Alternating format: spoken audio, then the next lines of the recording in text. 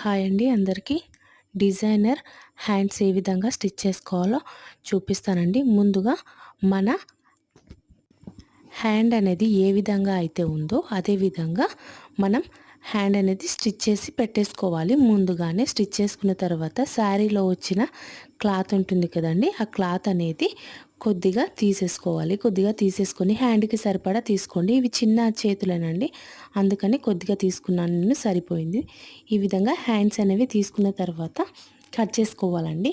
మనం ముందుగా ఇక్కడ పిక్చర్లో చూపిస్తున్న విధంగా హ్యాండ్ అనేది క్లాత్ పైన పెట్టేసి ఒక 6 ఇంచులు కానీ లేదంటే 5 ఇంచులు కానీ మనం క్లాత్ ఎంత ఎక్కువగా ఉంటుందో దాన్ని బట్టి మనం వదిలిపెట్టేసుకొని హ్యాండ్ అనేది ఈ క్లాత్ పైన పరిచేసుకొని కట్ చేసుకోవాలి. కట్ చేసుకున్న తర్వాత ఈ విధంగా చిన్న చిన్న కుచ్చులు అనేవి పెట్టేసుకోవాలండి. అక్కడ చూపిస్తున్న విధంగా కుచ్చులు అనేవి చిన్న చిన్నగా పెట్టేసుకోండి.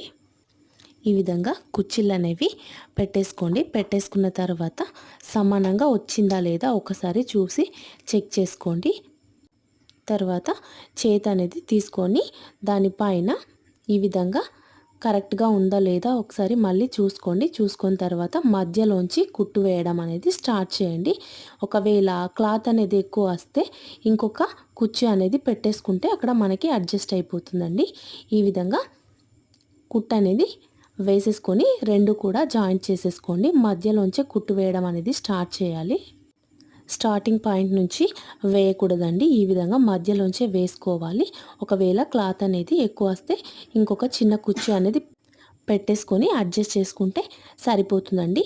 ఈ విధంగా హ్యాండ్ మరియు అదేవిధంగా శారీలో వచ్చిన క్లాత్ని రెండు కూడా జాయింట్ చేసేసుకోండి. జాయింట్ అనేది చేసుకున్న తర్వాత డిజైన్ అనేది ఈ విధంగా వస్తుందండి. అయితే కిందకి మనము పీకో చేసుకొని డిజైన్ అనేది అడ్జస్ట్ చేసుకుంటే చాలా బాగుంటుందండి, చూడడానికి కూడా బాగుంటుంది. చూడండి, నేను పీకో అనేది చేశాను. అయితే పీకో ఏ విధంగా చేయాలో నేను ఇంకొక వీడియోలో చూపిస్తానండి. ఇదే విధంగా రెండు కూడా హ్యాండ్స్ అనేటివి స్టిచ్ చేసేసుకున్నాను. స్టిచ్ చేసిన తర్వాత పీకో చేసేసాను కిందికి. శారీ క్లాత్ అనేది హ్యాండ్ క్లాత్ కంటే ఒక 1.5 ఇంచ్ వరకు పైకి ఉండే విధంగా చూసుకొని కట్ చేసుకోండి. ఈ వీడియో కనుక నచ్చినట్టయితే లైక్ చేయండి.